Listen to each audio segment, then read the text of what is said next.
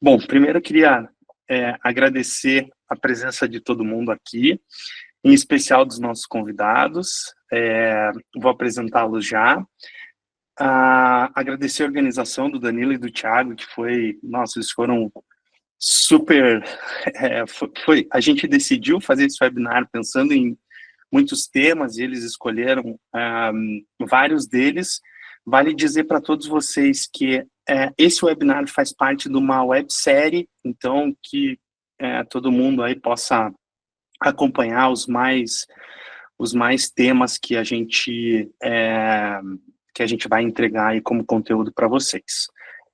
Apresentando aqui os nossos convidados, a gente trouxe para vocês a Patrícia Coimbra. Ela é vice-presidente de RH da Porto, tem uma visão super estratégica sobre cultura organizacional, pessoas e a adoção de novas tecnologias. Eu tive o privilégio de trabalhar por um período com a Patrícia quando a Docway recebeu o investimento da Sul América. Então, Patrícia, obrigado pelo convite. Eu vou deixar vocês se apresentarem mais profundamente, tá, gente?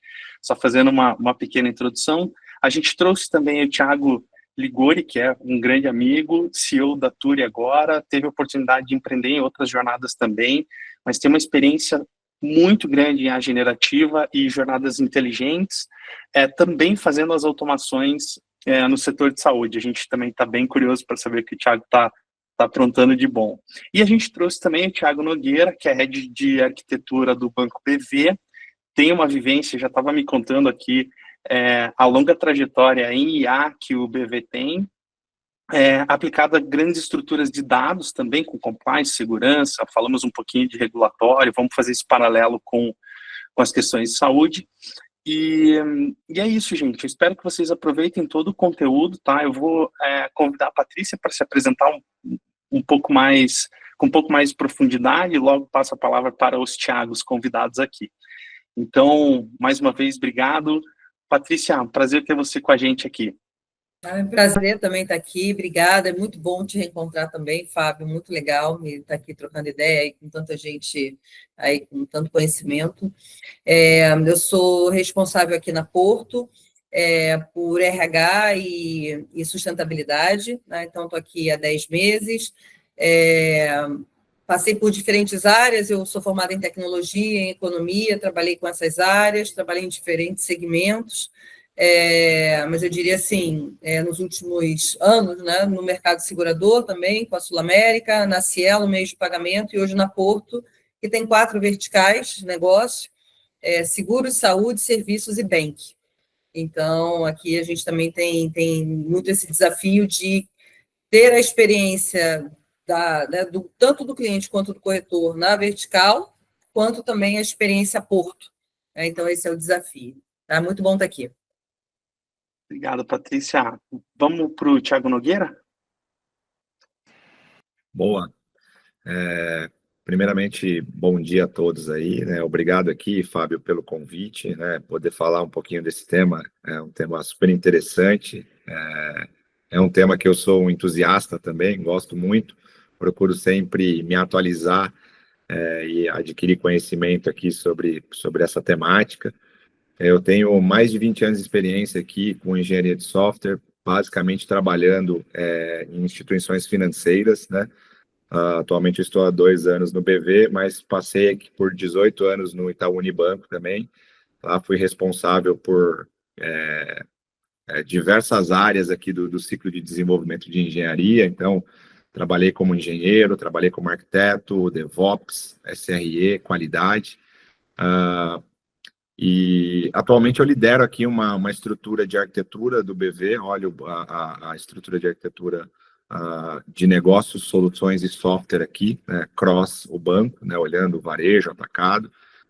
E tenho também um chapeuzinho aqui bastante interessante, que é olhar temas de tecnologias emergentes. Então, estou sempre à frente aqui de temas como blockchain, Gen AI, quantum computing, né, sou o representante do BV aqui, junto ao Banco Central no Drex.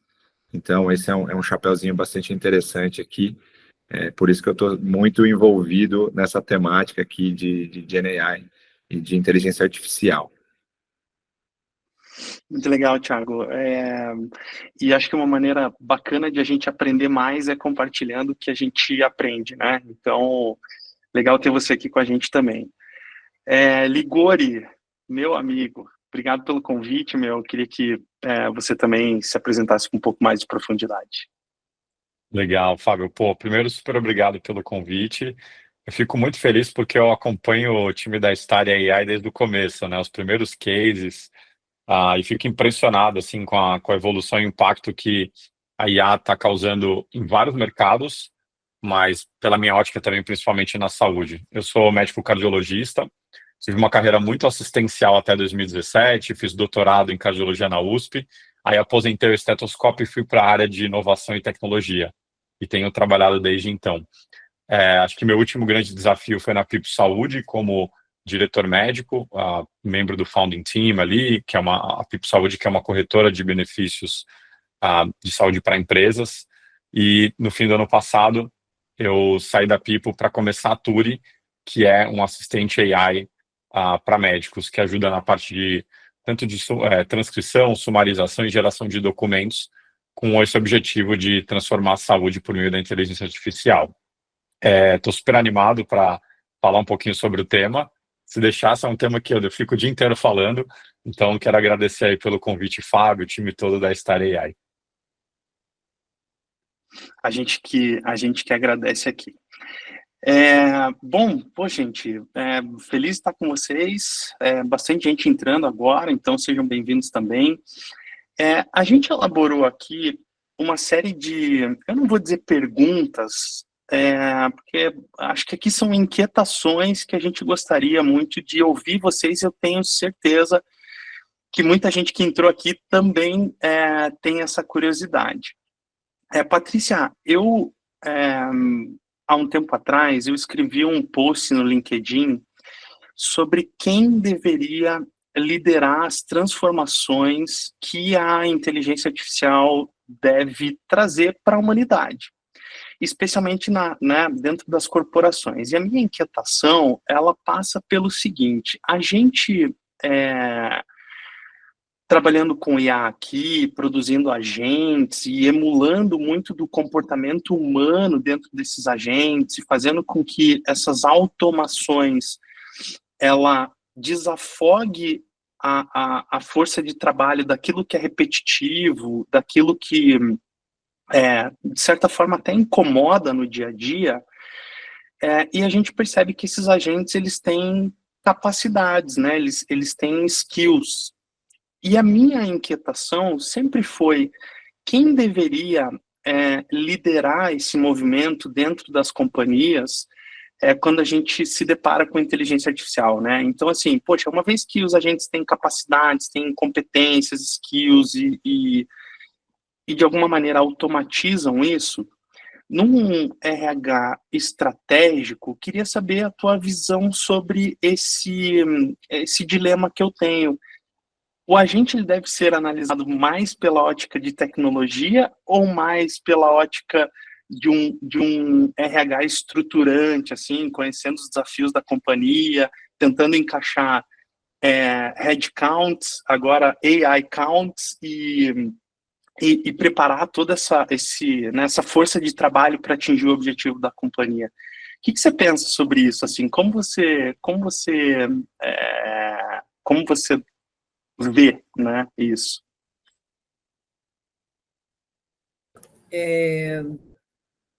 Até vou começando assim, sempre uma pergunta que fazem para mim: nossa, você escolheu RH porque você gosta de pessoas? Eu falo, bem, se você é líder, você tem que gostar de pessoas, né? Se você é líder de uma organização, você tem que saber do negócio, tem que saber de número, tem que saber das pessoas e tem que saber de tecnologia, né? Então, assim, todo mundo, em maior ou menor grau, claro que você tem o seu expertise, né? Mas todo mundo, em maior ou menor grau, tem que saber de tecnologia. Eu tenho que saber de tecnologia, eu tenho que saber de IA, eu tenho que saber de número, né? Financeiro, eu tenho que saber, PNL, tem que saber do negócio, eu tenho que saber de gente, com o chapéu de gente, e de organização, e de cultura. Então, quando fala assim, quem tem que liderar, né? Quem lidera, na verdade, esse movimento é o cliente, né? O cliente, o mercado, né, os seus stakeholders, eles lideram, o negócio tem que avaliar junto com as outras áreas, né? A área regulatória, a área de tecnologia, a área de jornada, a área de RH, enfim. Eu vejo muito um trabalho multifuncional mesmo, né? Então, a toda intervenção que a gente faz e a todo teste que a gente faz, MVP, para depois estar escalando, a gente tem todos esses, né, essas capacidades ali, avaliando os impactos, antecipando impactos e preparando toda a organização para esses movimentos, preparando o cliente, preparando, no nosso caso, o corretor também, preparando os colaboradores. Então, para mim, é um trabalho que é o que a gente vem fazendo muito aqui, fazia também na Sul América, muito na Cielo, mas a gente faz muito aqui na Porto. É um trabalho em que você acaba envolvendo muita gente. Né? Então, aqui a gente tem 4 negócios diferentes, mais a holding, né? E você tem que fazer esse trabalho todo para o cliente, que é o cliente do bank, mas também é o cliente de seguro, mas é o cliente da Porto, antes de qualquer coisa. A mesma coisa o corretor. Então, a gente trabalha muito em times, né? E dependendo do assunto, você tem pessoas envolvidas para estar tomando bons passos naquela direção. E a gente está presente, assim como tecnologia, assim como negócio, assim como o pessoal das jornadas, né? Então, eu não vejo assim para mim, a liderança está no mercado, está no cliente, está no corretor, né? Tá em como a coisa está acontecendo, e a gente tem que dar conta, porque é muito rápido, né? Porque da mesma forma que você começa a testar, é muito rápido. Então, a gente também tem que estar usando a IA para estar cada vez mais ajudando a gente nessa evolução e nessa capacitação das pessoas para essas novas realidades. E, de novo, aqui não olhando só colaborador, mas olhando também corretor e o próprio cliente, né? Então, enfim, seria muito bom dizer que tem um chefe para esse negócio todo, mas cada vez, enfim, está todo mundo embolado nesse negócio e é um grande desafio como é que você também organiza assim, o que a gente tem que entregar no final das contas, né? Você cada vez tem que entregar mais ex do que hoje, né? Você tem que entregar isto, e isto, e isto, e isto. E por isso que essa orientação ela tem que ser, a gente pelo menos repactou a cada 3 meses, né? Como é que a gente vai ajustando isso para uma grande organização. Não sei se respondi, tá? Mas, assim, no final das contas, todo mundo muito embolado e todo mundo junto aí nessa evolução. Não, respondeu sim, Patrícia. Acho que a gente que tem visitado muitas empresas, seguramente você estando aqui já né, discutindo IA já é um grande destaque, né? Porque a gente percebe muitas empresas ainda. A gente sabe que inovar é muito difícil, né? E ele é sempre ele é um ato de coragem, eu diria, né? Porque você substitui as formas que você fazia anteriormente para uma forma nova. Então, eu vejo muito como um ato de coragem. E a gente vai, à medida que os avanços da tecnologia vão, né, perpetrando aí nas empresas, a gente vai entendendo como lidar com ela da melhor maneira. Mas essa governança de 3 em 3 meses me parece uma grande ideia, um primeiro bom insight aqui. Você parar o jogo em 3 meses, ver o que está funcionando de fato nessas implementações e nesses MVPs que você mesmo sugeriu, né, no início, que é uma forma de iniciar os projetos, me parece um bom primeiro insight aqui para a gente aquecer nosso webinar aqui. Eu vou perguntar para o Thiago Nogueira, como o Thiago é meu amigo, eu vou deixar ele por último. Thiago, no BV, eu entendo que vocês lidam com uma quantidade de dados muito grande, você mesmo estava contando, né, dessas tuas capacidades paralelas aqui, né, e representação no banco junto ao Drex e tudo mais, e aqui, além então desse volume de dados, uma regulação tão crítica quanto a que a gente vive em saúde. Que boas práticas você acredita que, dentro dessa arquitetura bancária e dentro do que você já viu, né? Você falou de computação quântica, você falou também de blockchain. Que arquitetura você vê no sistema financeiro que você acha que pode ser aplicada nesse universo de saúde digital? E se você quiser também fazer algum comentário dentro do que a gente já conversou aqui, na resposta da Patrícia, também fica à vontade. Legal, excelente pergunta, Fábio. Realmente, né, o setor financeiro é um setor bastante regulado, né, a gente tem um desafio aqui de lidar com volumes grandes de dados, e são dados críticos e sensíveis, e a regulação ela tem um papel super importante, né, então, quando a gente olha aqui, trazendo um pouco mais de contexto, né, e tentando trazer um exemplo mais prático aqui de regulação, porque se a gente for falar de regulação no contexto bancário, a gente tem dezenas, talvez centenas, né? Mas trazendo um exemplo mais prático aqui, o Brasil vem avançando aqui na criação do marco regulatório, por exemplo, para lidar com os desafios impostos pela inteligência artificial, mais especificamente aqui pela IA generativa, né? Existe um instrumento, né? O principal instrumento legislativo é um projeto de lei. Eu tenho anotado aqui, a 2338 de 2023, foi aprovado pelo Senado no dezembro de 24, e ela está tramitando na Câmara, né? Então, esse é o principal instrumento que a gente tem, por exemplo, para tratar a inteligência artificial, né? Então, embora a gente ainda não possua, né, uma lei, a gente acaba seguindo rigorosamente as regulamentações existentes, né, como, por exemplo, a LGPD, né, a Lei Geral de Proteção de Dados, o Código do Consumidor, a Lei de Sigilo Bancário, enfim. Então, a gente tem que observar essas regulamentações todas aqui dentro do nosso contexto, né. Então, a gente acompanha essa discussão ativamente, né, e a gente incorpora aqui as melhores práticas e diretrizes dentro dos nossos processos, né. E aí, olhando aqui na perspectiva de melhores práticas aqui, que é o que a gente vem exercitando, são 3 pilares aqui, né? O primeiro é um pilar de governança e política, né? Então, a gente, para garantir aqui o uso ético, né, e alinhado aqui às melhores práticas, nós criamos aqui um centro de excelência para a inteligência artificial. Esse centro de excelência ele é responsável por orientar, por apoiar, por aprovar projetos e experimentos aqui de IA por toda a organização, né?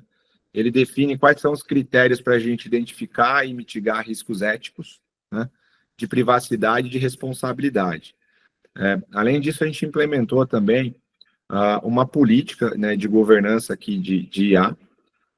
Ela é complementada por uma instrução normativa que detalha aqui diretrizes para o uso legal e ético da tecnologia, né, inclui centralidade no ser humano, respeito aos direitos humanos, transparência, necessidade da gente anonimizar os dados pessoais, né, a gente precisa revisar os outputs aqui gerados pelas inteligências artificiais, né, para garantir conformidade com o nosso código de conduta, né. O segundo pilar aqui, ele é um pilar de processo e controle, né? Então, todos os projetos que usam inteligência artificial, eles passam por uma avaliação de priorização, que inclui mapeamento de oportunidades, certificação dos usuários, né, análise e alinhamento estratégico aqui, viabilidade técnica, impacto e valor para o negócio, né? A gente monitora ativamente, né, o uso de GenAI aqui dentro do banco e de outros algoritmos também. E a gente utiliza indicadores de performance aqui, além de áreas que são isentas aqui, como controles internos e auditoria. Tudo isso para a gente garantir a acurácia e resolução de possíveis falhas, tá? E a terceira boa prática que a gente traz aqui, ela é a boa prática de capacitação. Então, a gente investe continuamente aqui em capacitação, né, dos nossos colaboradores, não só da tecnologia, mas do negócio também, principalmente do negócio, né? A gente trabalha muito aqui para capacitar, orientando o uso ético e responsável da IA, né? E garantir que as pessoas consigam lidar com esses desafios, especialmente os regulatórios aqui e os éticos, né, que essas tecnologias acabam trazendo. E para fortalecer aqui a nossa abordagem, a gente também investe muito em parceria estratégica, né? Então, por exemplo, a gente patrocina aqui uma pesquisa com alunos da FGV sobre vieses no uso da IA, né? A gente também colabora aqui com os alunos do MIT Sloan sobre um projeto dedicado ao estudo de evolução de uma ferramenta para Responsible AI, que é a ferramenta que a gente testa os nossos algoritmos aqui, né? Então, enfim, caminhando aqui para o fim, né, essas são 3 boas práticas que a gente traz aqui como alicerce, né, para a gente conseguir ter um bom uso, né, um uso ético, um uso responsável aqui, e obviamente isso traz um benefício aqui não só para os nossos clientes, mas também para a sociedade como um todo, tá? Pô, Thiago, muito legal, bem bacana. Eu acho que aqui, pô, tem um framework que é uma entrega legal aqui para quem está nos assistindo. Então, a gente, né, na primeira resposta da Patrícia, tentando conectar tudo e já fazendo uma entrega legal. Um comitê de IA, posso tentar chamar assim, né, um grupo de pessoas olhando as oportunidades de inteligência artificial, com uma revisão periódica de 3 em 3 meses, e aí, somando com o que o Thiago trouxe, esse framework de governança e política, né, com diretrizes bem estabelecidas, olhando as questões de segurança, privacidade, um processo e controle, né, então, avaliando oportunidades, priorizando as iniciativas que têm mais impacto e mais valor para a companhia, e um terceiro ponto, super legal e relevante, que é a capacitação dos colaboradores, né, letrando, né, as pessoas hoje sobre o uso de inteligência artificial, né? Eu acho que aqui tem um ponto legal também, que o GPT trouxe as pessoas para muito mais perto da IA, né? Eu acho que a grande diferença do que se existia de IA, né, machine learning e tudo mais, para o que a gente vê agora, foi essa intimidade que o GPT trouxe com o IA. Então, é interessante o como isso aproximou e as frentes que hoje as pessoas estão ali usando para serem apoiadas no seu dia a dia. E aí, como corporação, acho que esse framework, ele, na minha cabeça, assim, ele funciona super bem, Thiago. Obrigado por compartilhar. Acho que essa é uma entrega para quem está procurando uma forma de começar e uma forma bacana, né? Não só legal, poxa, vamos aproveitar esse hype de inteligência artificial e vamos colocar um agente ou vamos automatizar um processo sem essa governança que a gente está discutindo aqui. Ligori, você está na linha de frente aí com a Turi também, né, desenvolvendo soluções de IA para os profissionais e para as empresas de saúde. Você tem algum caso mais prático ou dentro desse aprendizado que você está tendo no início desse teu empreendimento, que mais te chamaram a atenção e que, tentando aqui, né, agora trazer um pouco mais para a prática e para o empreendedorismo, né? O que você vê que te chama a atenção nessa trajetória que você tá iniciando agora? Legal, Fábio. Eu vejo alguns casos, eu vou comentar sobre alguns casos mais práticos, já que você puxou, que me chamam muita atenção. Acho que a gente está passando por uma transformação que muitas pessoas, e principalmente empresas, enxergavam o ChatGPT como algo em que você coloca um input de texto e ele te devolve um output de texto. E agora os gestores, executivos de empresas, gerentes, estão começando a perceber que existe um potencial muito forte com o uso de agentes para automatizar o workflow inteiro. Então, não é só colocar um dado e isso aparecer numa planilha. É como é que você desencadeia uma série de interações que geralmente envolvia até mais de uma pessoa, com interação direta com o cliente ou interações com times internos, e como é que você sai do outro lado mais forte. Então, vou dar um exemplo prático, por exemplo, na saúde, que é onde eu estou vendo isso acontecendo de forma mais prática. Então, primeiro é a questão de interação com o cliente, com os pacientes, para questões administrativas, né? Então, historicamente, a gente sabe que a saúde, 30% do custo da saúde no Brasil hoje, ela é dedicada só para cobrir a nossa operação administrativa. Então, a gente está falando aqui em papelada, às vezes pessoas que estão olhando uma planilha, fazendo um depara, pegando um arquivo em PDF, que é uma guia médica, colocando isso dentro de um banco de dados, avaliando regras de negócios. Então, eu tenho visto uma forma muito prática e fácil de fazer com que você interaja com o cliente e passe ele por toda a cadeia. Então, por exemplo, um paciente que precisa agendar uma consulta. Então, a interação para entender quais são os horários disponíveis, quando esse paciente quer fazer o seu agendamento, o agendamento propriamente dito, a confirmação do agendamento e depois a nota fiscal, o recibo do que foi feito daquela agenda médica. Então, não olhando não só para uma coisa pontual, que é uma interação de chat para ver qual é o melhor horário, mas todo esse workflow de interação com o paciente. Então, eu acho que isso a gente está vendo de forma bem prática. Outro case também, a parte de auditoria médica. A gente sabe que hoje não é raro que, até a Patrícia também envolvida ali com a parte de seguradora, sabe muito bem que muitas vezes quando você tem uma pessoa, um paciente que precisa fazer uma ressonância magnética de joelho, se ele pode ou não fazer essa ressonância, a resposta é depende, porque tem uma série de regras de negócio, tem cobertura parcial temporária, tem carência. Então, a gente começa a ver os primeiros sinais de automação desse workflow de pré-autorização com IA. Então, por exemplo, entender se esse beneficiário, qual o contrato que está assinado com a empresa dele, se ele pode ou não fazer o exame, se ele está ativo, ou seja, se a empresa está com pagamento em dia desse plano.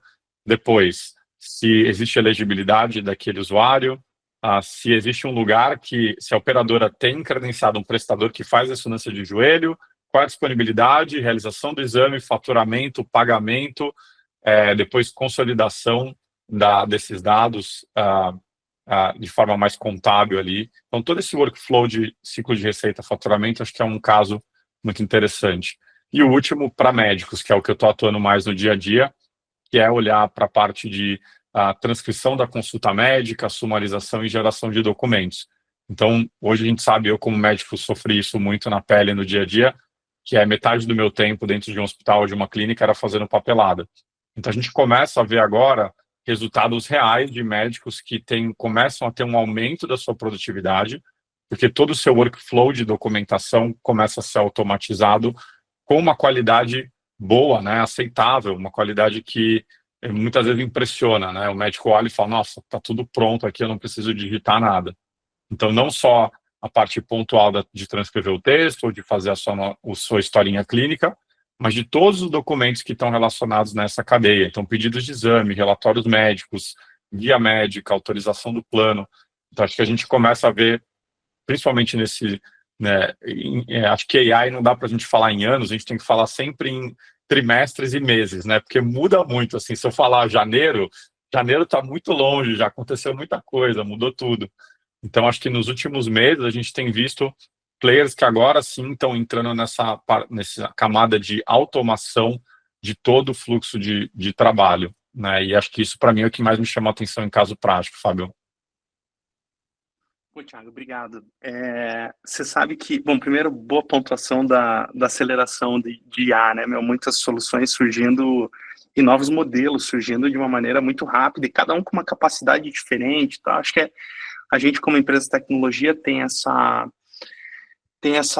esse desafio de administrar os legados para os nossos parceiros, escolhendo sempre o melhor modelo, o modelo mais, eventualmente até o mais barato e até o modelo que se encaixa melhor na capacidade dessa automação, né? Muito, muito legal. E isso que você trouxe, né, eu estou empreendendo recentemente na IA, apesar de já estudar ela também há muito tempo, e isso é o que mais me fascina. Porque a partir de um ponto de contato, né, você usou uma palavra legal que é o workflow. O workflow hoje, que ele é inteiro sem automatização, vamos colocar inteiro humano, hoje ele passa a ser humano automatizado, daqui a pouco ele é automatizado,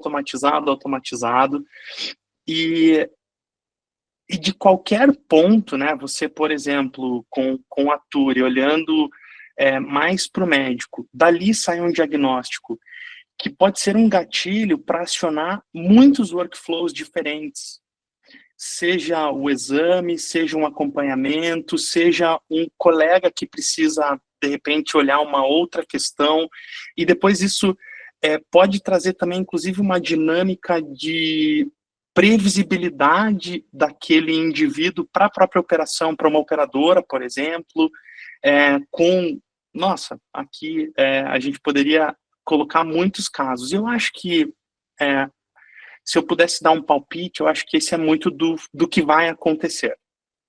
Porque uma vez que a gente tem um ecossistema de automações e agentes, a gente consegue usar dados desse workflow não tão estruturados como o sistema é hoje, né? Então acho bem interessante. Vou voltar com a Patrícia, então. Patrícia, até onde a gente, eu acompanhei todo o teu trabalho, eu sei que você fez grandes feitos aqui em relação a mudanças de cultura, transformação digital.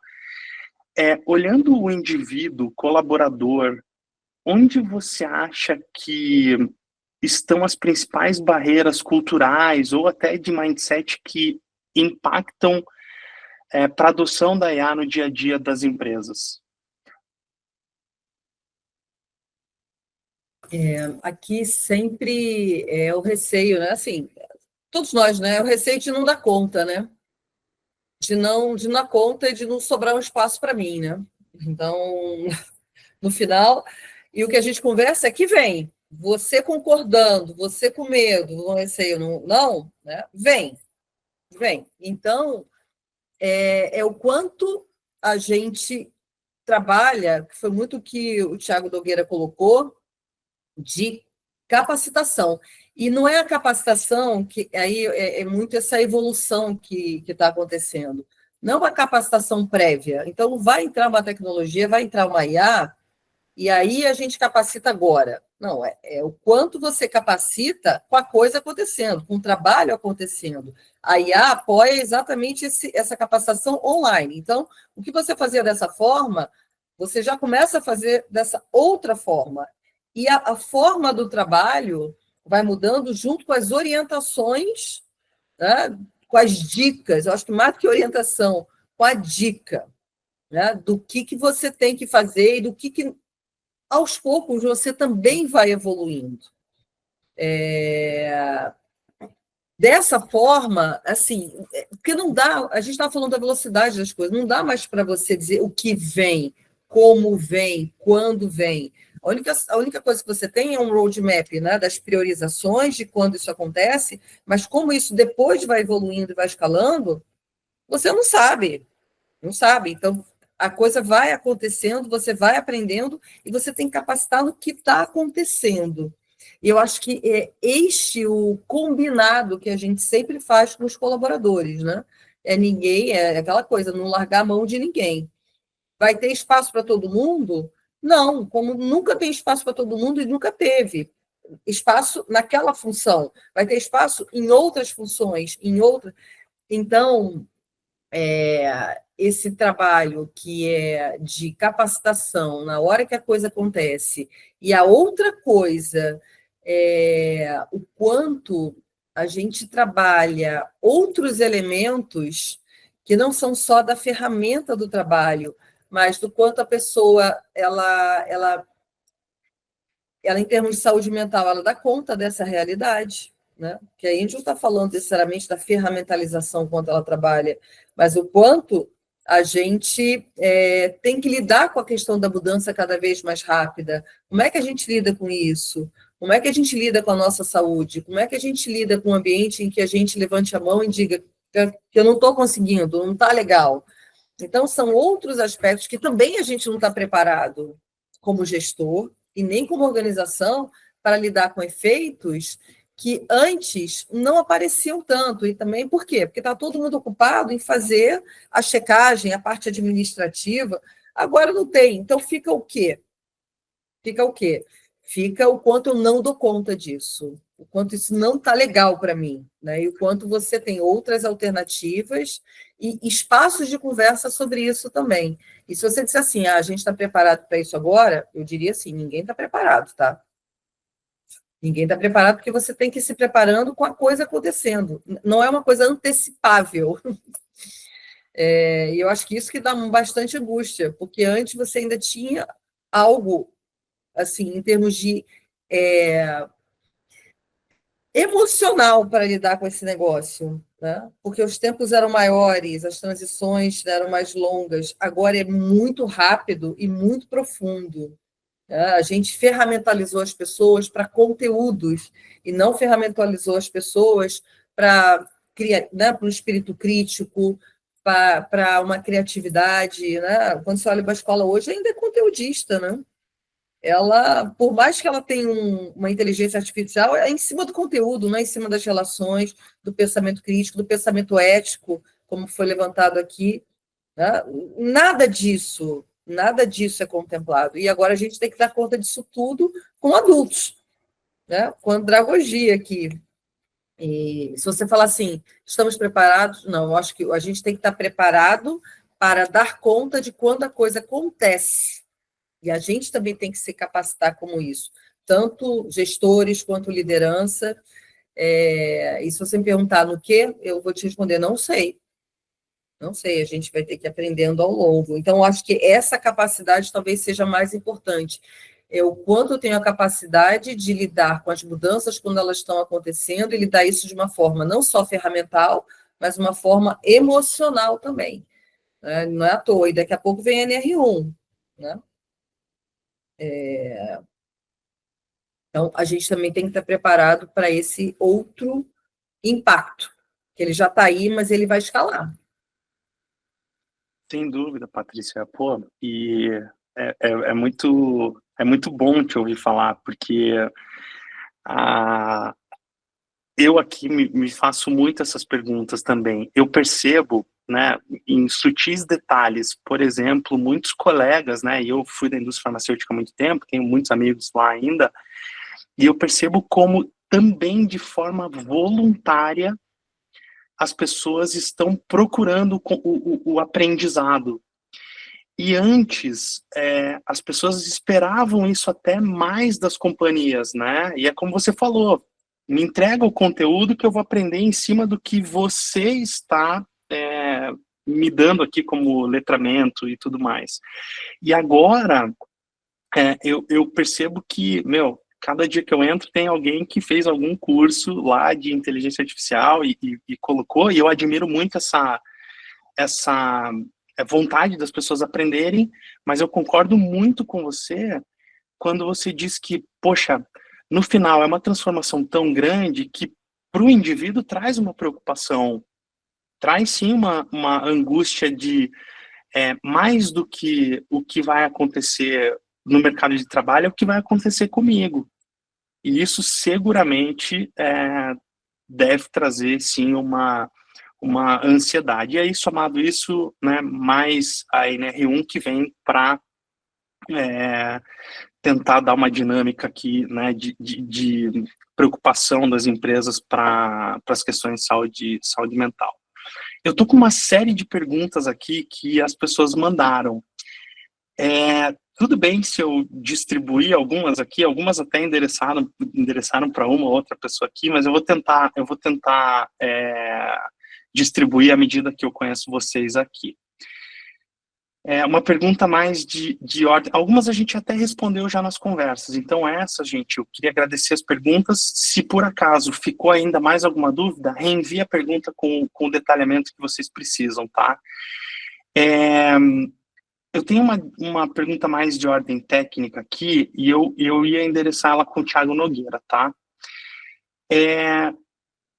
Thiago, aqui a pergunta é sobre métricas. Que métricas vocês consideram mais críticas no início de um projeto de IA para garantir que, de fato, ela está gerando valor e não só complexidade? Achei ótima pergunta, agradeço quem mandou, ela veio de forma anônima aqui, tá? Bom, pergunta interessante. A gente olha métricas na perspectiva técnica aqui. Obviamente, projetos de IA, eles trazem eficiência financeira, maior velocidade, mas a gente tenta buscar sempre responder essa pergunta através de uma métrica de negócio, né? Então, puta, eu tô atendendo melhor meu cliente, a satisfação do cliente está melhor, o NPS dele aumentou, né? um exemplo interessante aqui, né? A gente, putz, eu tenho um projeto de IA que estabelece uma recomendação de investimento, por exemplo, para um cliente. Então, qual que é o percentual de aceitação dessa recomendação? Então, a cada 10 recomendações, o cliente aceita quantos? Aceita 2? Qual que é o benchmark com o humano? É 8. Então, putz, se está aceitando 2, o projeto não está legal. Teria que ser 9 ou 10 para estar legal. Então, a gente olha muito nessa perspectiva do business, né? Obviamente, as métricas mais técnicas aqui são importantes, né? O uso de IA está muito relacionado à eficiência, quanto mais barato ficou a minha operação, quanto mais rápido ficou a minha operação, mas para a gente aqui, a métrica do business, ela é muito mais importante do que, obviamente, métricas mais técnicas aqui ou métricas só de custo, tá? Boa, Thiago. Legal, obrigado. E vocês definem elas, o teu time aqui, pelo menos a tua área de negócio, define ela antes da implementação de uma IA ou no decorrer, ou vocês sugerem? Isso, a gente, assim, acho que um ponto interessante, né, e aí o COI tem ajudado muito aqui, o nosso centro de excelência, é a gente estabelecer essas métricas antes da execução do projeto. Então, o que a gente quer buscar aqui com essa... Que problema que a gente quer resolver primeiro? Né? E aí, tem sentido encaixar o uso de IA aqui? Tem.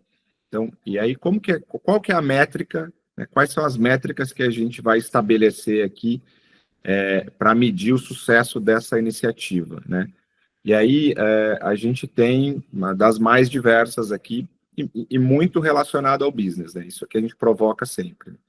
Como é que a gente olha aqui para o negócio e entende quais são as melhores métricas para medir cada caso, tá? Então, acho que um ponto importante, assim, não tem um conjunto pré-definido aqui.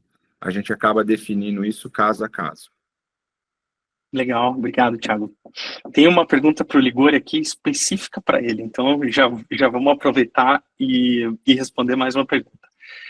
Você mencionou a transição de simples texto para agentes que automatizam fluxos. Na sua experiência com a Turi, qual é o maior gargalo para que um agente realmente automatize o workflow? Boa, ótima pergunta, Fábio. Acho que tem alguns obstáculos, eu vou falar de alguns deles e no final eu falo qual que eu acho que é o principal. Tá? Acho que o primeiro obstáculo, existe um obstáculo ainda de tecnologia, né? Em que sentido? Dependendo do caso de uso, a tecnologia ela ainda não está exatamente no ponto que ela precisa estar para entregar a qualidade que é esperada desse processo, mesmo se ele for realizado de forma autônoma ou assistida por um humano. Então, vou dar um exemplo prático. Como é que você pega uma gravação de uma consulta e transcreve isso para uma história clínica de uma forma que fique exatamente do jeito que o médico gosta, ultra personalizada, ou preencher um documento como uma guia médica baseado numa interação. Então, a tecnologia ela tem melhorado muito e que a gente teve um salto muito grande, né, nos últimos 2 a 3 anos, mas ela ainda precisa de algumas melhorias para poder chegar nesse ponto. Tá? Então, acho que esse é um dos obstáculos para você conseguir ter a adoção do workflow. O segundo é o engajamento dos stakeholders. Então, foi feita uma pesquisa que mostrou que a principal sensação ou reação de um colaborador de uma empresa, quando é falado sobre uma ferramenta de IA, a primeira reação é ansiedade e medo. Então, a primeira reação não é empolgação, né? Empolgação é quando ele está usando o ChatGPT em casa, mas no contexto do trabalho, quando alguém fala em IA, no que ele faz, a primeira reação é pé atrás, do tipo, não, peraí, como assim? E esse pé atrás, esse receio, está relacionado a diferentes frentes, como segurança e privacidade dos dados, risco de alucinação de informações incorretas, a integração com o fluxo de trabalho atual. Então, acho que conseguir convencer as pessoas de que essa é uma solução que realmente pode mais ajudar do que atrapalhar, ainda é um desafio. Então, a adoção é um problema.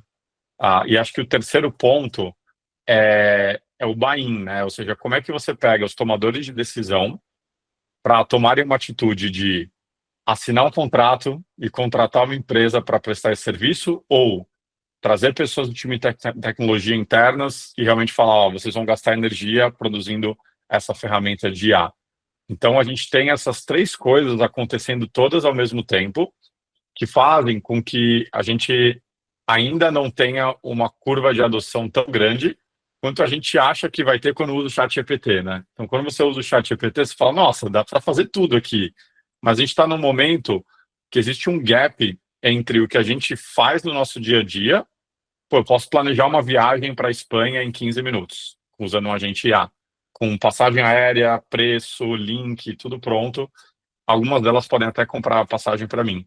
Só que aí, quando a gente chega no trabalho, a gente fala, cara, mas cadê as ferramentas IA? Por que eu ainda estou pegando dados de um documento de PDF, botando numa planilha, abrindo a regra de negócio aqui para ver se esse paciente é elegível ou não? É exatamente por isso. Você tem a gente está vivendo exatamente o momento em que as principais startups, empresas de tecnologia, elas estão criando essas ferramentas e adaptando a tecnologia dos LLMs para casos de uso mais nichados, né? Então, uma solução específica para folha de pagamento de RH de empresas pequenas e médias, uma solução específica para médicos que atendem em consultas ambulatoriais nos hospitais e clínicas. E acho que a gente vai ver uma mudança durante esse ano e no ano que vem, em que essas soluções vão chegar no mercado. E aí, de uma hora para outra, você vai ter isso disponível no dia a dia. Mas entre todos os obstáculos que eu falei aqui, respondendo a pergunta, eu acho que, sem dúvida, ali o principal ainda é o engajamento das pessoas em, cara, beleza, eu vou usar isso aqui, por mais que é uma solução que não funciona 100%, ou não é um fluxo 100% autônomo, um workflow 100% autônomo, ainda precisa de um humano, que a gente chama de human in the loop, né? Precisa de um humano ali monitorando, ou pegando uma informação, levando para cá. Eu acho que hoje é um principal desafio, Fábio. Muito legal, meu. Muito, muito bacana a tua resposta, e eu posso entender que pelo Thiago e a Patrícia balançando a cabeça, eu entendi que a sua resposta foi bem certeira. Muito legal, obrigado. A gente recebeu aqui muitas perguntas, eu vou tentar condensar as perguntas para a gente bater esse papo aqui. Patrícia, tenho duas aqui, o pessoal te requisitou, mas eu vou tentar unir duas que fazem sentido aqui.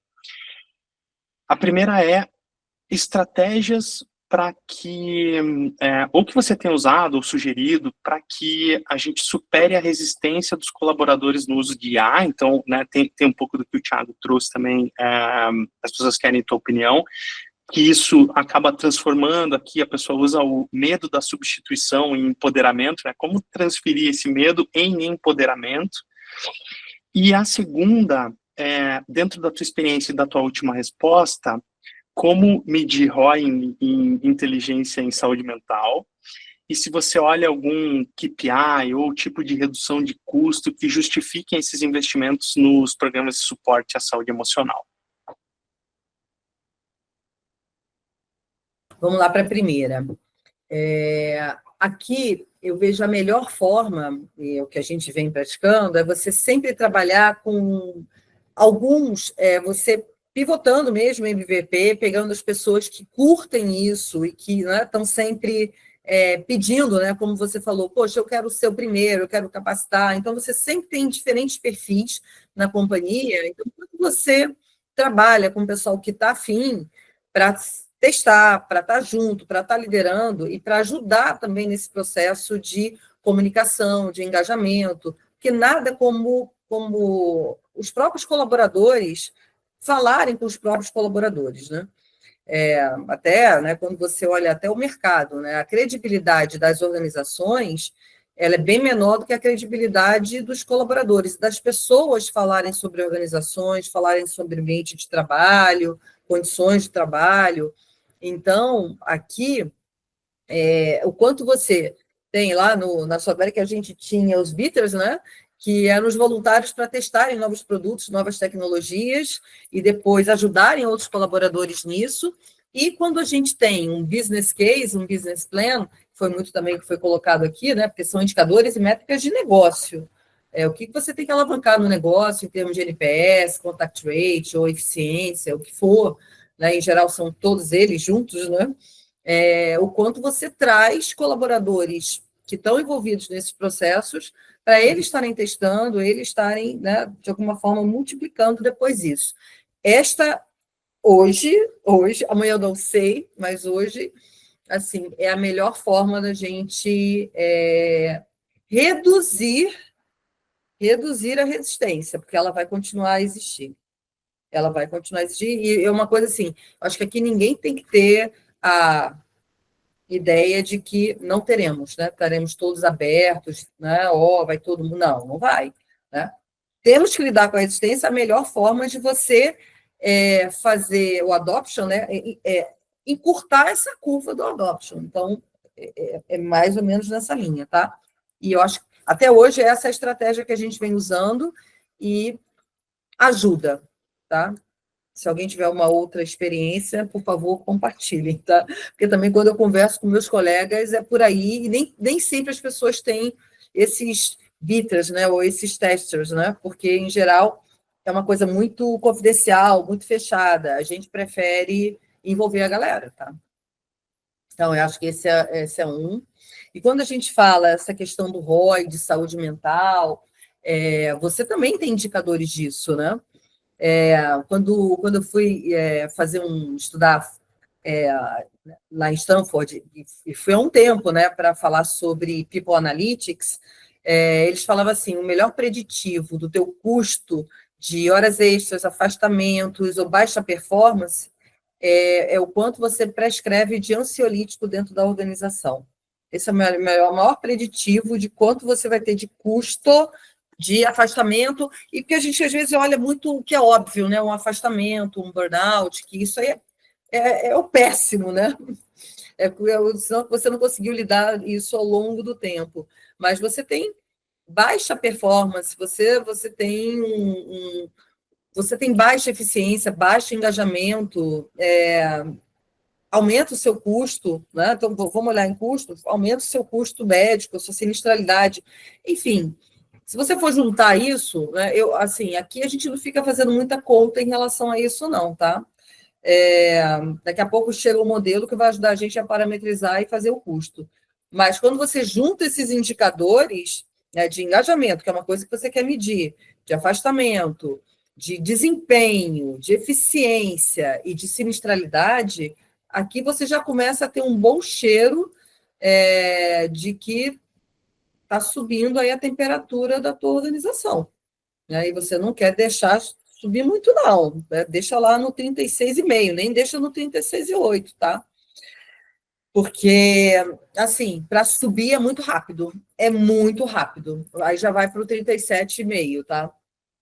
Então, aqui a gente fica monitorando muito esses indicadores, e a gente tem a condição de ver isso por área, a gente tem a condição de ver isso até para o nível de supervisão, coordenação, porque a gente tem um grupo grande de atendimento, né? E aí é muito nervoso.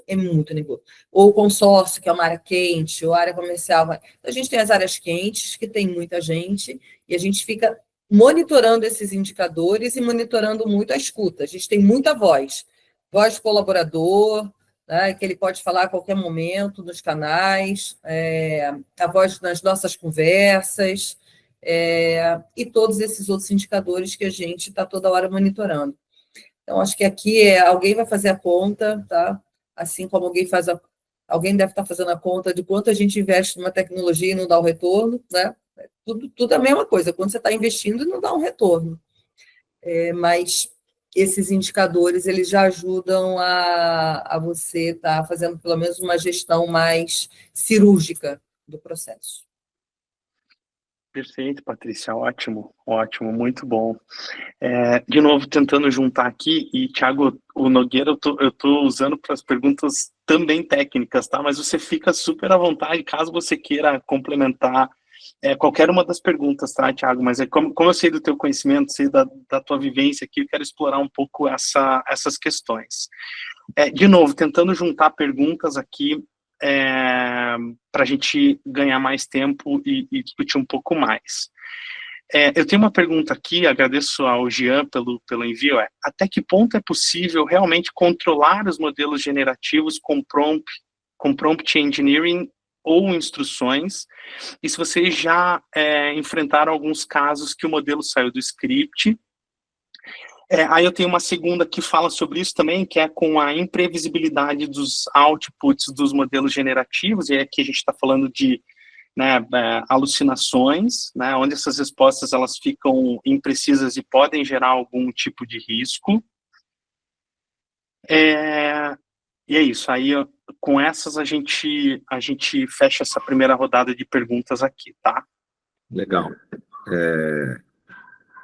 Há sempre uma preocupação, né, em volta de como é que a gente vai controlar a IA aqui, né, quando a gente começou, principalmente a IA generativa, né, quando a gente começou a estudar esse assunto e a gente começou a experimentar, né, o uso da IA, existe uma preocupação muito grande com a alucinação, né, putz, ela alucina aqui, inventam coisas e tal, ou cria coisas aqui que não necessariamente são reais, como que a gente vai encaixar isso aqui num uso dentro de um ecossistema financeiro que é super rígido, né, e que trata de um asset que é muito importante, que é o dinheiro aqui das pessoas. Então, não dá para a gente brincar com um negócio que alucina, né? E aí, eu acho que eu comento um pouco aqui, né? Eu comentei um pouco aqui na largada de como que a gente trabalhou, que a gente chama de fundação, né? Através de governança, política, processo de controle e também a capacitação. Mas a gente usa aqui em todos os nossos modelos uma estrutura técnica que a gente chama de Responsible AI. Isso é um guarda-reio técnico, né, que a gente coloca aqui. Então, os outputs são revisados, todos eles são revisados. A gente faz teste aqui, né, a gente desenvolveu aqui um ferramental que a gente chama de APT, que é o Adversarial Prompt Testing. Então, a gente testa todos os modelos de forma bastante exaustiva para a gente entender se a gente vai conseguir injetar um prompt malicioso, se ela perde aqui uma referência, né? Então, eu estou numa IA aqui que ela oferta produto para o cliente. A gente hoje aqui tem um produto de campanha aqui de CDB, que é o CDB 120%. Então, eu estou fazendo uma oferta via uma IA ali e o cara consegue fazer a IA oferecer um CDB de 700%. Então, como é que a gente controla isso? Então, esse guardrail de Responsible AI, ele é responsável, é um algoritmo responsável para garantir que ela não vai perder essa referência, que ela não vai usar uma referência que não exista. Então, a gente, de novo, né, a gente governa, a gente monitora e testa exaustivamente os algoritmos, né, fazendo isso de forma continuamente. Tudo que a gente transaciona ou que a gente troca com o cliente, né, ou de forma interna também, isso é logado e auditado, né? Então, existem modelos que fazem essa auditoria. Então, esse conjunto de ferramentas é o que a gente usa para tentar conseguir controlar aqui a IA e mantê-la dentro do que a gente entende que é ético, que é o que é responsável, né, e até que é correto aqui no sentido do que a gente vem oferecendo, né.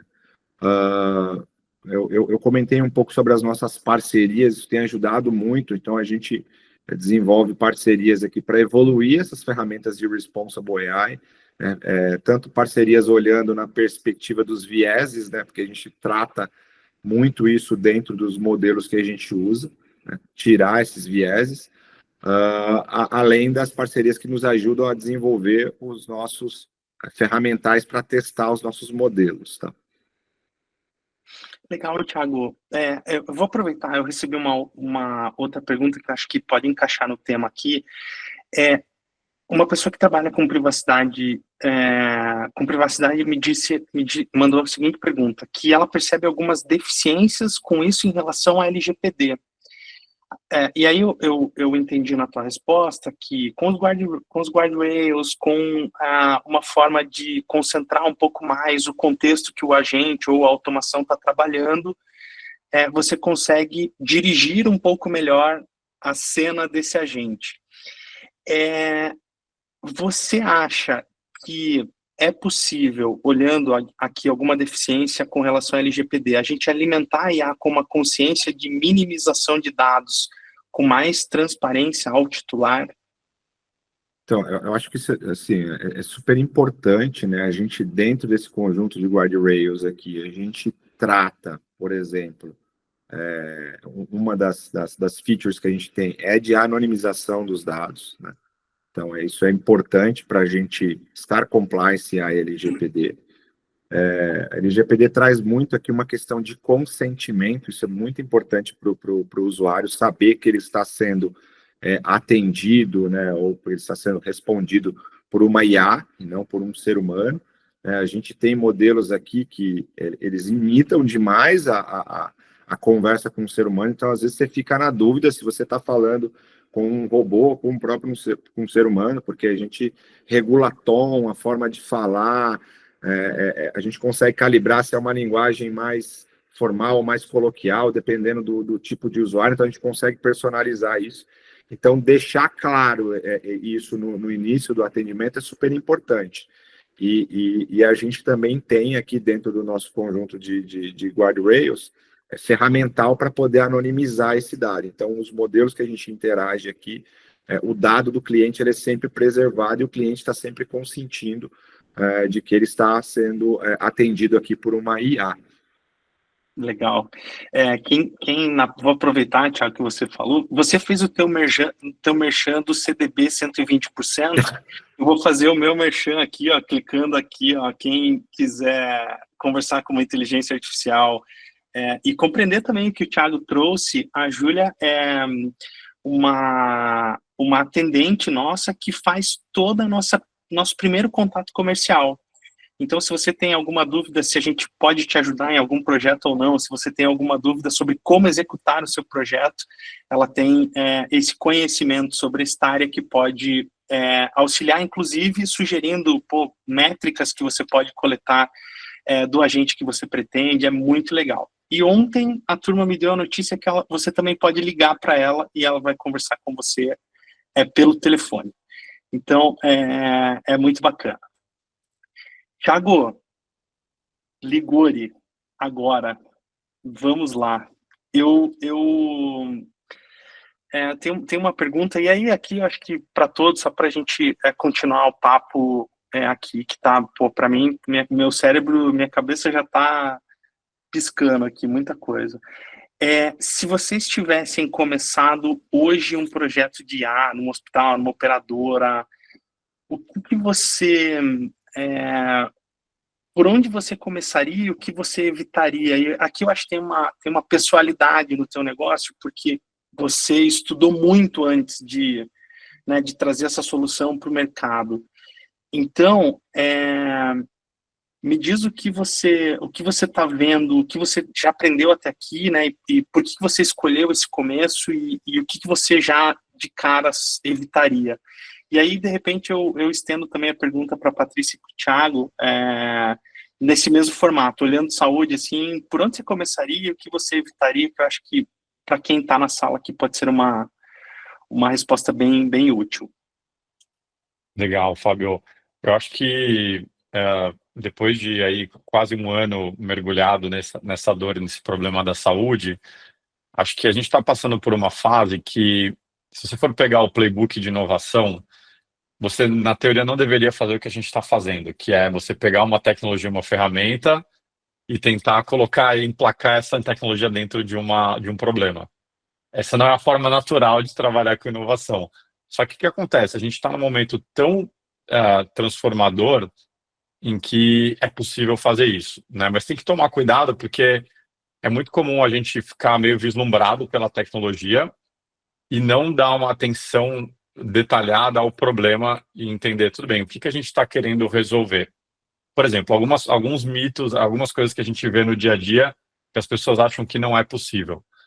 é possível você implantar uma solução de IA e você piorar o dia a dia do colaborador? Sim, é possível que uma solução de IA de LLM, se implantada de forma incorreta, ela diminui a produtividade do time.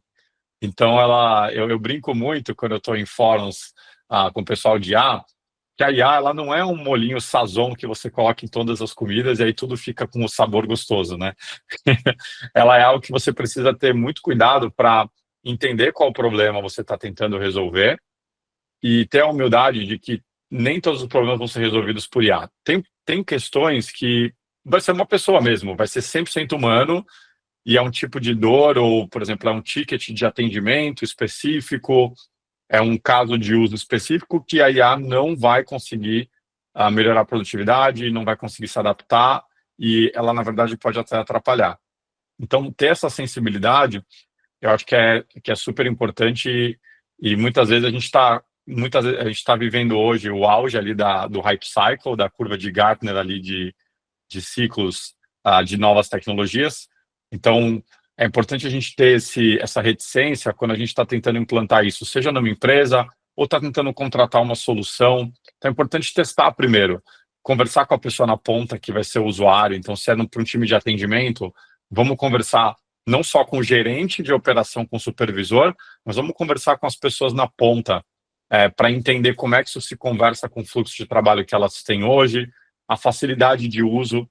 Querendo ou não, hoje ainda existem modelos de LLM ou soluções de LLM que são difíceis de usar, a interface não é boa, é complexo, você não consegue ter reprodutibilidade, então uma vez dá certo, mas depois no dia seguinte dá errado. Então, eu acho que tem pouca gente ainda se atentando para esses detalhes na hora de criar essas soluções, Fábio. Muito legal, Thiago. Boa. Gostei do exemplo do Sazon, é isso, cara. Dá para estragar a comida quando você usar o tempero. É o tempero certo na comida errada, né? E muito Sazon também fica ruim, não também, adianta, né? Tem um ponto certo também. Exato, né? Muito, muito bom, meu, muito bom. A gente percebe isso aqui também. Vou passar a palavra para a Patrícia. Eu concordo aí com o Thiago, assim, o que a gente quer resolver, quais são as métricas de negócio, né? Porque IA também tem custo, né? Porque parece o Sazon, né? O Sazon também tem custo e também nem sempre faz bem para a saúde, né? É assim, né? Eu acho, né? Tem coisa mais naturebas. Então, assim, o que queremos resolver, quais são as métricas de negócio e muito, assim, afeta muitos elementos, muitos processos, né? E a forma de trabalhar. Então, a gente tem que estar envolvendo o time multifuncional e quem está fazendo o trabalho. Porque quando você está aqui, são as duas coisas, né? Você está aqui tomando decisões estratégicas, mas você tem que envolver quem está na lida ali, quem está fazendo a coisa acontecer. Esses dois elementos são muito importantes para realmente você capturar assim, a eficiência, mas não só a eficiência, é exatamente esse valor, né, de ser uma coisa sem fricção, né, que realmente gere um bom impacto, que gere o valor que a gente, ou na verdade, nem gere o valor, potencialize o valor, né? E você tem que estar envolvendo as pessoas, porque senão a gente tem aquela curva ali de adoção e de engajamento. A gente demora a fazer essa curva acontecer. Então, assim, o que é muito importante, mais do que o que não fazer, né? Mas o que é importante fazer? O problema, quais são as métricas de negócio, times multifuncionais, e trabalhar tanto no sentido de realmente capturar o maior valor daquela intervenção, é a gente trabalhar com quem está com a mão na massa mesmo. Eu acho que a gente sempre evita envolver o pessoal, porque, não, aí vai começar a criar reação, mas é o contrário, como é que você já lida com o problema e já lida com o engajamento e adoção com as pessoas que estão lá, né? Então, um pouco que a gente vem fazendo. E necessariamente, assim, priorização, porque senão tudo cabe, tudo dá, é o Sazon mesmo, vai botando em tudo. Mas tem custo, não necessariamente vai gerar melhor experiência, melhor eficiência. A priorização ela é essencial também, pelo menos assim, uma organização que tem muitas frentes, né? Sim. Thiago, antes de você responder, já que a gente está falando em sazon e temperos naturebas, eu vou adicionar na mesma resposta, na resposta que eu quero de você, eu vou adicionar um tempero. Você, liderando esses processos dentro da BV, eu percebo que, e aí é um pouco o meu papel e o papel do Thiago, oferecer soluções para as empresas. E a gente nem sempre oferece as soluções direto para um C-level ou para um executivo. A gente nasce a solução, muitas vezes, de um analista, de um coordenador, de um gerente, um superintendente, para que isso tome um rumo dentro da empresa e geralmente isso chega para decisores. Então, o tempero aqui da pergunta é o seguinte: além disso, você lida com algum tipo de pressão do próprio grupo para que a gente consiga implementar IA? Então, aqui é lidar um pouco com o hype, né, do IA vai para tudo, né, a gente está falando desse uso. Conta um pouco, né, desses teus, desses erros que você evitaria, né, e por onde você começaria, mas também como você lida com as pessoas mais ansiosas para usar dentro da companhia inteligência artificial. Não, perfeito. Essa pergunta ela é muito interessante, porque quem tem experimentado, quem já iniciou uma jornada, ele se depara com isso aqui. E a primeira coisa que você vai aprender é justamente o que o Tiagão trouxe aqui, o Xará trouxe aqui, que é um erro que a gente comete. A gente começa pela solução. Mas isso não é uma prerrogativa aqui da IA só. Né, eu lido muito com soluções aqui, então é muito natural você conversar com uma pessoa e ao invés dela expor o problema, ela fala da solução primeiro, você não está nem entendendo o problema. E quando às vezes você pede para trazer o problema, ele transcreve a solução de uma forma negativa, né, usando a negativa aqui para falar que é o problema, né? Então, é muito comum e é muito difícil você lidar com isso no dia a dia. Você falou dessa pressão, assim, é uma pressão que às vezes vem de cima até, tá? Então, quando você fala dos executivos hoje, isso é um assunto, quase que o assunto número 1 na pauta do executivo de qualquer organização, é o uso da IA. A gente tem que usar a IA, isso é um driver, né? Acho que acontece com várias empresas, eu converso com muitas pessoas, você tem que usar a IA. Mas, e aí, no dia a dia, cara, como é que você encaixa isso? Então, isso desce para a gente como orientação, né? Você falou que as soluções, elas emergem do time mesmo. Mas a gente tem que voltar para o problema. Porque eu já vi muita coisa ser implementada utilizando IA e a gente não precisa usar IA. O nosso primeiro desafio, lá atrás, no comecinho, quando a gente colocou o problema na mesa, a gente olhou e falou, cara, isso aqui um bot resolve. Por que eu vou pôr IA aqui? Puta, mas a gente precisa aprender. Mas, cara, é muito mais caro, um bot é muito mais simples, é muito mais barato. Então, é natural isso. Então, e é difícil de você não olhar nessa perspectiva, né? Acho que a hype, ela te draga para isso, assim, ela te puxa para dentro desse vórtex e você fica aqui com a IA na mão e procurando um problema para resolver. Então, acho que não começar pelo problema é unânime aqui. Eu estabeleceria, principalmente se você está num business aqui como o nosso aqui, né, um business ou financeiro ou de medicina aqui, eu estabeleceria a governança, política, capacitação e processos de controles primeiro. Adicionalmente a isso, o que eu colocaria é você ter uma stack de desenvolvimento, aqui um stack de desenvolvimento mais padrão, né? Que te permita escalar de uma forma mais rápida, que permita você interoperar com os sistemas que você tem legado, né? E essa padronização, ela ajuda muito ali na simplificação das capacitações, no entendimento do time que está usando. Então, é importante ter uma stack de desenvolvimento padrão e uma arquitetura que te ajude a lidar com os desafios do dia a dia. E eu acho que uma última dica aqui é começar por processos que não são críticos, né? Acho que o aprendizado é importante, mas eu não começaria por algo muito crítico.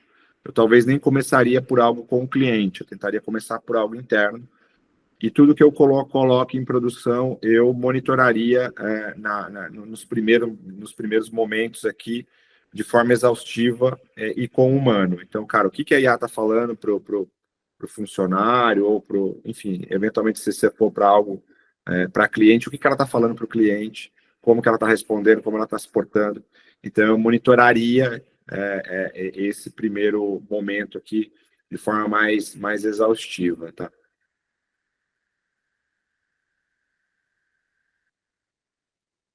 Muito legal, Thiago, obrigado.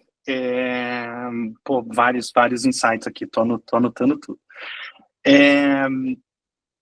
A gente, é muito legal você trazer esse ponto, porque uma preocupação aqui do nosso time em fazer toda essa gestão de stacks, gestão de feedbacks. A gente, na Staria, tem uma plataforma, a gente tem um hub, né, então tentando já integrar todas essas iniciativas de IA através dos agentes em especial, e a gente, dentro do sistema, um acompanhamento que a gente chama de playground. Então, quando a gente entrega um agente para o nosso cliente, ele vai para essa V0, V1 vai para um playground onde o cliente testa exaustivamente, dá os seus feedbacks na própria plataforma, o nosso time trabalha nesses feedbacks, a gente devolve para o cliente, faz as integrações, e isso é muito, muito, muito legal, dá muita segurança, porque acaba sendo uma cocriação, né? Então, é uma espécie de piloto MVP que, nesse momento e nessa abordagem, o próprio parceiro já consegue ter uma dinâmica do, poxa, isso vai funcionar bem ou não, isso não deve funcionar. Então, é bem bacana. Legal, Liguori. Seguinte, vamos apontando aqui para a reta final do nosso bate-papo. Se vocês tiverem, ótimo, se não tiverem também não tem problema. Eu queria que vocês rapidamente me sinalizassem se vocês ouviram algum case de sucesso em IA, ou com agentes, ou com automação, o que vocês, na andança de vida de cada um, viu como um impacto positivo, assim, e que te chamou atenção, tá? Não precisa ser exatamente um case assim, mas o que te chamou atenção, né? Já é uma boa resposta aqui pra gente. Boa, vou começar então, Fábio. Bora. Aqui não é puxando sardinha, não, porque... Pode fazer o merchan, não tem problema. Eu posso comprovar que esse case, eu mostrava esse case antes, ainda quando era Psycho AI, né? Que é o case do Doutor Consulta com a Staria. Eu gosto muito desse case, porque mostra o potencial da IA dentro de um ambiente de alto volume e um ambiente real, assim. Então, quando você consegue aumentar 200%, 300% de captação, de geração de leads, conversão dentro de um cenário de saúde, é algo que a gente não está acostumado a ver no dia a dia, né? Então, quando você faz, às vezes, um baita trabalho com o time de atendimento e você aumenta 10% a conversão, gente, é celebrado, é festa de fim de ano, é bônus. Então, o que a gente está vendo na AI são o nível de melhora de produtividade que a gente está vendo, ele é casas decimais maior do que a gente via no passado. E é até difícil tangibilizar isso, né? Como é que você consegue virar uma chave, plugar um agente e aumentar 200% a conversão? Então, para mim, é um case muito emblemático. Eu, quando vou dar aula sobre IA na saúde para médicos, inclusive na quinta-feira eu vou estar no congresso da Sociedade de Cardiologia do Estado de São Paulo, a SOCESP, falando também sobre o uso de LLMs na saúde, chatbots. Então, é um case que eu gosto muito, porque ele é um case muito prático, assim, e está muito bem documentado, que é o que está faltando ainda, né? A gente ouve falar, não, poxa, em tal hospital, em tal operadora, mas poucos cases estão bem documentados, como está esse aí da Staria. Então, não é puxando sardinha para você não, Fábio, mas é que ficou muito claro e fica fácil de divulgar e falar sobre esse resultado. E aí vou devolver para você também, fala um pouquinho desse case aí, que eu acho que é um case que circulou muito no mercado de saúde, as pessoas começaram a ver, talvez foi o primeiro grande case de uso de LLM em grandes corporações de saúde, mais prático e que é amplamente divulgado, que é público, né? Thiago, bom, primeiro, obrigado, né? É muito, muito legal ter essa visão que a gente aqui, às vezes, internamente, a gente sabe que está fazendo uma coisa legal, mas nem sempre sabe do reconhecimento que a gente está tendo, né? E aqui, mérito total do nosso time, né? Tem muitos deles estão aqui também assistindo. Esse case, ele trouxe muito aprendizado para a gente. E alguns que valem a pena a gente citar aqui, né? E a gente falou muito disso aqui no nosso próprio papo. Primeiro, cuidado na implementação de IA. E aí eu vou trazer uma informação bem legal, né? A gente realmente aumentou a captação de pacientes para os programas de linha de cuidado doutor consulta em 280%. E isso, no final do dia, trouxe um problema. Por quê? Nós tínhamos enfermeiras fazendo a captação e engajamento via telefone. Nós lançamos o agente para uma base gigantesca de pacientes que foram engajados, e a missão do agente era fazer a marcação de uma teleconsulta de enfermagem para a sequência do cuidado. Então, eram 6 linhas de cuidado, o agente fazia o engajamento e marcava esse atendimento. O que aconteceu? Como a gente engajou muito mais gente que o previsto, só para vocês terem uma ideia, o feedback que a gente teve para engajar o número de pacientes que nós engajamos, seria necessário 6 meses de trabalho dessas enfermeiras fazendo esse engajamento. Uau. E a parte boa do aprendizado foi que essas enfermeiras passaram a compor o time de cuidado. Então, elas saíram do atendimento do engajamento para o atendimento de teleenfermagem.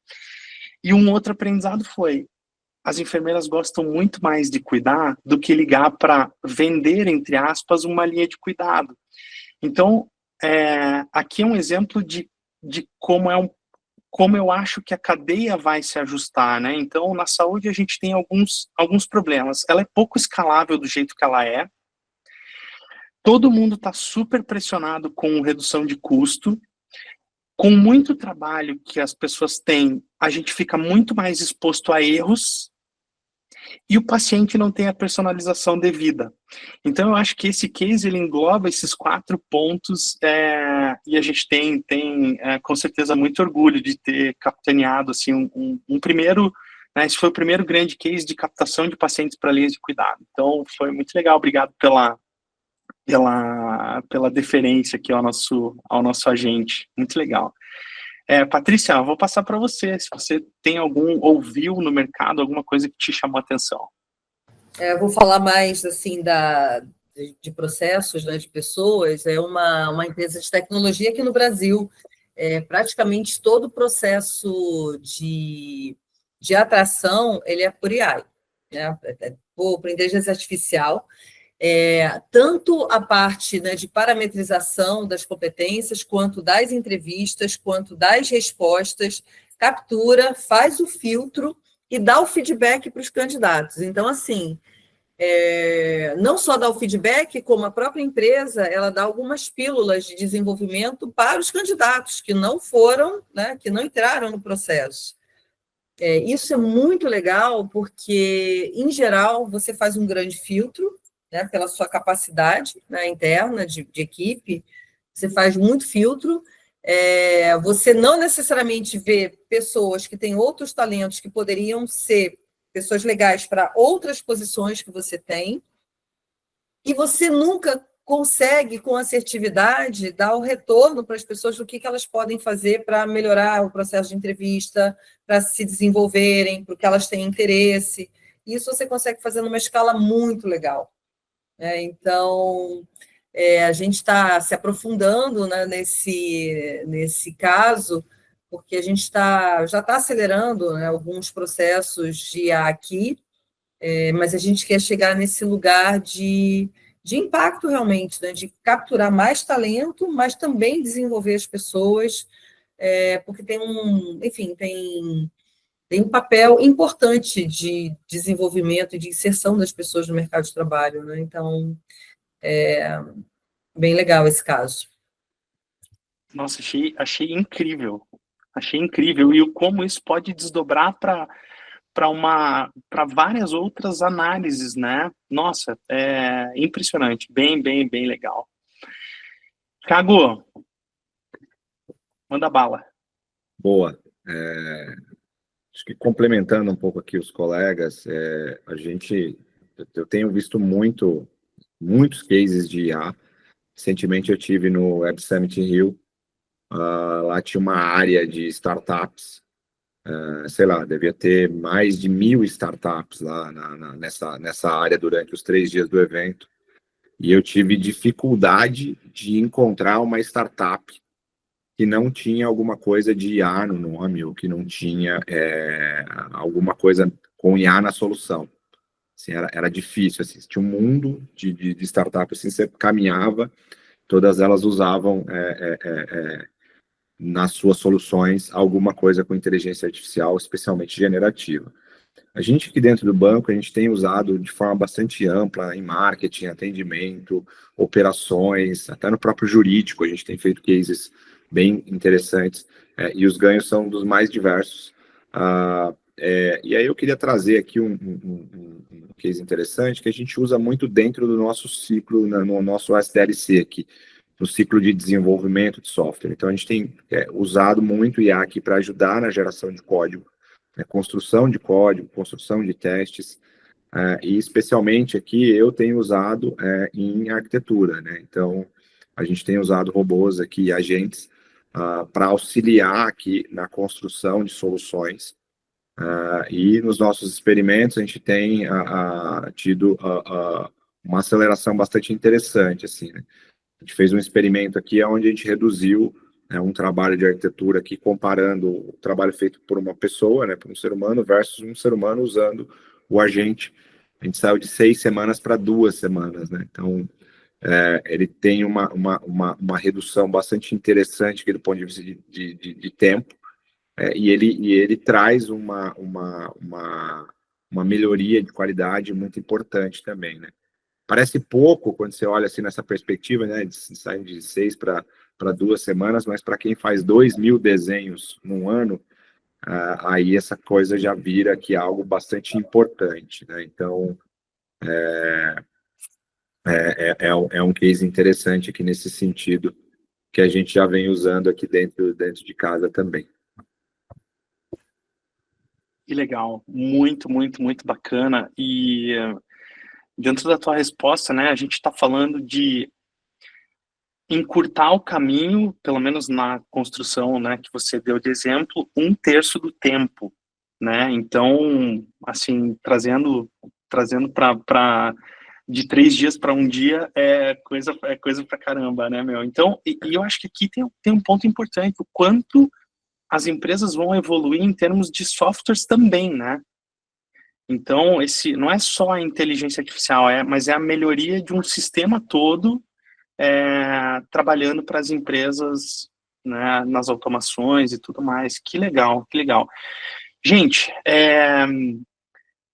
12:29, 1 minuto para as minhas considerações aqui. Aprendi demais com todos vocês. É muito bom, além de revê-los, né? É muito legal. Fica para mim, assim, palavras que entraram aqui como aprendizado. Primeiro, né? São os comitês de IA, né? E esse ciclo de aprendizado rápido junto aos colaboradores, especialmente aqueles que são early adopters, né? Como a Patrícia trouxe. As questões aqui, né, e esse framework também ficou muito marcado para mim, né, a governança e as políticas de desenvolvimento de inteligência artificial, somado a um processo e um controle nesse desenvolvimento e a capacitação dos colaboradores e usuários para o uso da inteligência. Eu acho que esse é um frame de muito sucesso, né? Dentro dos workflows aqui a gente viu todas as acelerações do que a gente pode ter, como o Thiago trouxe, né, a automatização desses workflows podem também acelerar os resultados e as entregas das empresas. Falamos de capacitação e treinamento também. Thiago trouxe os focal points para desenvolvimento de IA, né, junto com a Patrícia. O ambiente de trabalho colabora muito com a implementação de IA, então acho que isso reduz a ansiedade, reduz o medo, deixa as pessoas mais confortáveis, e falamos aqui também um pouco da angústia, né, de receber uma tecnologia nova e o quanto isso pode impactar na saúde mental. E, por fim, acho que fica como também lição começar pelo problema e não direto pela solução, né? Eu acho que a gente ouve muito isso em tecnologia. Falamos das stacks de desenvolvimento, então deixar isso muito usual para um futuro, né? Então, se você está pensando em IA agora, pense em stacks que vão colaborar com o seu futuro. Escolha processos não tão críticos para começar, né? E melhor se forem os processos internos. E é isso, gente. Foram aqui as anotações que eu fiz de maneira geral. Eu acho que foi uma baita entrega para o nosso público. A gente vai usar muito desse conteúdo também em frente. Eu queria lembrar todo mundo que esse webinar faz parte de uma websérie e no próximo episódio a gente vai falar da capacitação dos times para aplicação de IA, tanto no nível operacional também como no nível executivo. Então, queria agradecer a participação de vocês, muito obrigado de coração. Falamos em tempero, então está na hora do almoço, né? Então, um ótimo almoço para vocês, um ótimo resto de dia. Se vocês quiserem deixar uma mensagem final, também agradeço muito vocês. Boa, agradeço aí pelo convite. Realmente, acho que você sintetizou bem. Acho que foi uma troca bastante interessante aqui.